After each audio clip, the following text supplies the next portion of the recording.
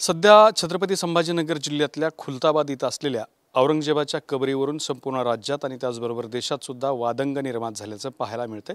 आजच छत्रपती उदयनराजे यांनी ही कबर जी आहे ती उकरून टाकली पाहिजे म्हटलं गेलं, तर दुसऱ्या अनेकांनी कबरीचं उदात्तीकरण होतंय का असे सुद्धा प्रश्न उपस्थित झालेले आहेत। त्यामुळे अनेकांना नेमकी कबर आहे कुठे, काय आहे याचा इतिहास जाणून घेण्याची सुद्धा उत्सुकता आहे।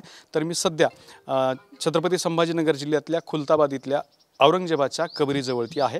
माझ्या उजव्या हाताला जर आपण इकडे बघितलं तर ही औरंगजेबाची कबर आहे। या कबरीला रस्ता जो आहे तो पलीकडल्याच बाजूने देण्यात आलेला आहे, मात्र तिकडे सध्या चित्रीकरणासाठी बंदी घालण्यात आलेली आहे आणि या बाजूने ही समाधी कुणालाही दिसू नये किंवा काही अनुचित प्रकार घडू नये यासाठी ही जी ग्रीन मॅट आहे ती लावून इकडल्या बाजूने ही समाधी जी आहे ती पूर्णपणे बंद करण्यात आलेली आहे आणि मधल्या बाजूला संगमरवरीची जी त्यांना कंपाऊंड देण्यात आलेला आहे समाधीला आणि त्याच्या आतमध्ये अगदी मातीची बनलेली साधी समाधी आहे।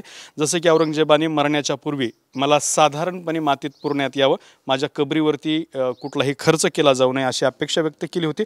त्यानुसार ती कबर जी आहे ती बनवली गेली होती। मात्र औरंगजेबाचं निधन जे आहे ते अहमदनगरला अहिल्यानगर या ठिकाणी झालं होतं आणि औरंगजेबाने जी इच्छा व्यक्त केली होती, माझे जे गुरु आहेत की ख्वाजा जैनुद्दीन सिराजी त्यांच्या बगलेलाच माझं दफन करण्यात यावं असं अपेक्षा व्यक्त केली होती। त्यानुसार आता आपण जो समोर हा दर्गा बघत आहात तो ख्वाजा सय्यद जैनुद्दीन सिरादी यांचा हा दर्गा आहे, जे सुफी पंथातले थोर संत होते आणि असंही सांगितलं जातं की ते औरंगजेबाचे गुरु सुद्धा होते।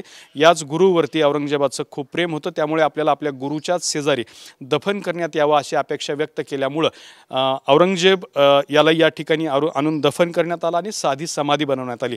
या स्थानाचं महत्त्व असं आहे की जवळपास 7व्या शतकामध्ये जैनुद्दीन सिराजी यांचा जन्म झाला होता आणि 771 सालामध्ये त्यांचं निधन झालं होतं आणि आपल्या 70 वर्षाच्या कालावधीमध्ये जैनुद्दीन सिराजी यांनी सुफी पंथाचं काम केलं होतं आणि त्यांनी संपूर्ण देशभर फिरले होते आणि देशभर फिरत असताना ते खुलताबाद या ठिकाणी आल्यानंतर त्यांचं निधन झालं आणि इथंच त्यांना सुद्धा दफन करण्यात आलं। त्यांची ही समाधी आहे। इथे समाधीवरती सुद्धा अनेक मुस्लिम आणि त्याचबरोबर हिंदू बांधव सुद्धा दर्शनासाठी येत असतात। यातली दुसरी महत्त्वाची खासियत म्हणजे जैनुद्दीन सिराजी हे जे बाबा होते यांच्याकडे मुहम्मद पैगंबरांचं पवित्र अंगावर घालण्याचा कपडा तो होता, ज्याला पहिरान ए मुबारक असं सुद्धा म्हटलं जात होतं। तो सुद्धा कापड जे आहे ते त्यांच्याबरोबर इथंपर्यंत आलं होतं आणि तेच मुहम्मद पैगंबराचं कापड जे आहे ते समोर जे आपण बघत आहात त्या ठिकाणी कुलपाच्या आत बंद ठेवण्यात आलेलं आहे आणि वर्षातून एकदाच ते दर्शनासाठी खुलं केलं जातं।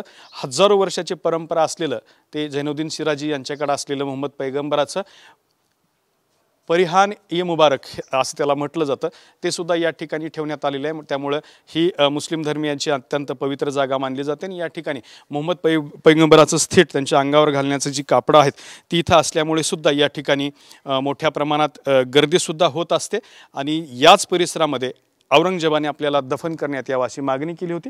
त्यानुसार या ठिकाणी औरंगजेबाला दफन करण्यात आलेलं आहे।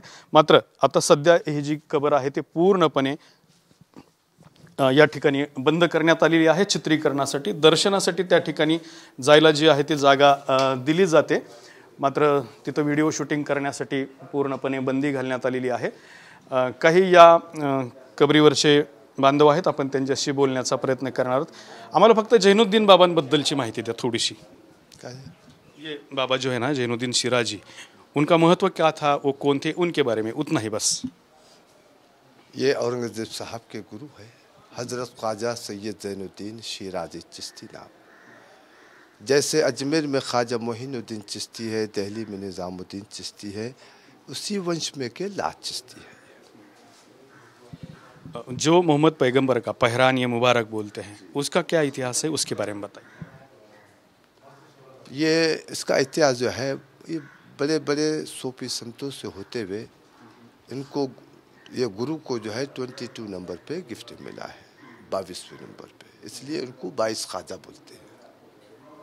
तो ये यहाँ रखा गया है, तो देखने के लिए कौन से दिन खुला रहता है, कैसा? अब ये चांद के ऊपर आता है, चांद के ऊपर डेट रहता है।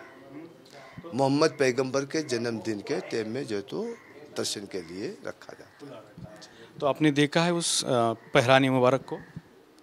जी, सबको इधर दर्शन करवाते हैं। कैसा है दिखने में पहरान मुबारक? ब्राउन कलर में। कितना लंबा है, कैसा है ऐसा? अब ये लंबा जो है सब घड़ी का फोल्ड के फोल्ड जो तो रखा जाता है। जी। चाचा, तुमच्यासाठी छोटासा प्रश्न आहे. औरंगजेबाची कबर इथं कशी बनवली गेली आणि त्याच्यासाठी खर्च किती आला त्याच्याबद्दल थोडक्यात सांगा. सेंट्रल गवर्नमेंट के उसमें वो बता सकते हैं औरंगजेब का. हमारा त्याला विचारा तो हम सिर्फ ये 22 ख्वाजा जो गुरु जी है ना, इनका जो है तो बता सकते हैं कि ये इनकी हम सेवा करते हैं यहाँ पे, ये रहते. वो औरंगजेब के कितने पैसे में बना है वो सेंट्रल गवर्नमेंट के लोग हैं, वो बता सकते हैं.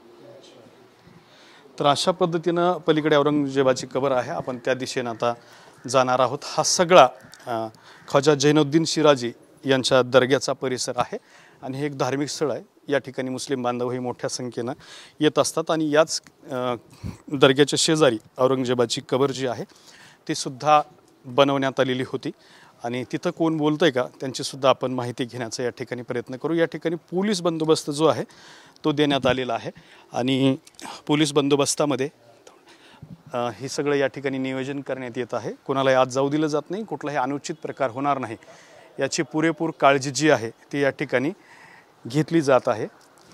आणि औरंगजेबाची नेमकी कबर कशी बनली एवढीच फक्त आपण माहिती घेणार आहोत. कुठल्याही वादामध्ये खरं तर आपल्याला जायचं नाही. या ठिकाणी औरंगजेबाच्या कबरीवरती असलेले मुस्लिम बांधव आहेत. कबर कधी बांधली, कशी बनली आणि किती खर्च आला वगैरे एवढीच फक्त माहिती द्या. दुसरी कुठलंही वादग्रस्त विचारणार नाही. ही माहिती आपण घेणार आहोत. खरं तर या ठिकाणी वाद निर्माण होत असल्यामुळं बरेच जण बोलायचं टाळतात. मात्र आपण फक्त इतिहास समजून घेण्यासाठी यांना हा प्रश्न विचारत आहोत. काय सांगाल, कधी बनवण्यात आली आणि कशी बनली? औरंगज़ेब बादशाह की कब्र जो है 1707 में देहांत हुआ और उनकी जो है तो कब्र बनाई गई. उस पीरियड में 14 रुपया 12 आने के अंदर उनकी कब्र बनाई गई है. 14 रुपया 12 आने उनके टोपी की सिलाई के, उनकी खुद की मेहनत के, उनके कष्ट के जमा हुए थे. तो उस पैसे के अंदर उनकी कब्र को बनाया गया. तो पहले मिट्टी का फर्श था, लकड़ी की जाली थी. 1921 में लॉर्ड कर्जन के रिक्वेस्ट करने पर निज़ाम ऑफ हैदराबाद ने मार्बल की जाली लाके लगवाया. इतना इतिहास है जी. और मेरा नाम है अफरोज़ अहमद. खादिम मकबरा औरंगज़ेब, यहाँ की देख रेख करना हमारी जो है 6ठी पीढ़ी है.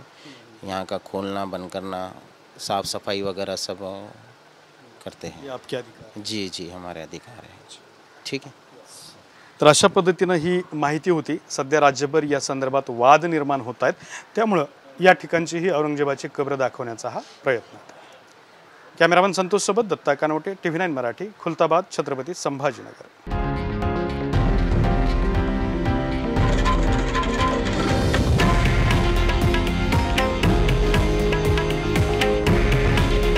हे आहे देशातील नंबर 1 न्यूज नेटवर्क आणि आपण पाहत आहात TV9 मराठी. काळजी तुमची, हित महाराष्ट्राचं.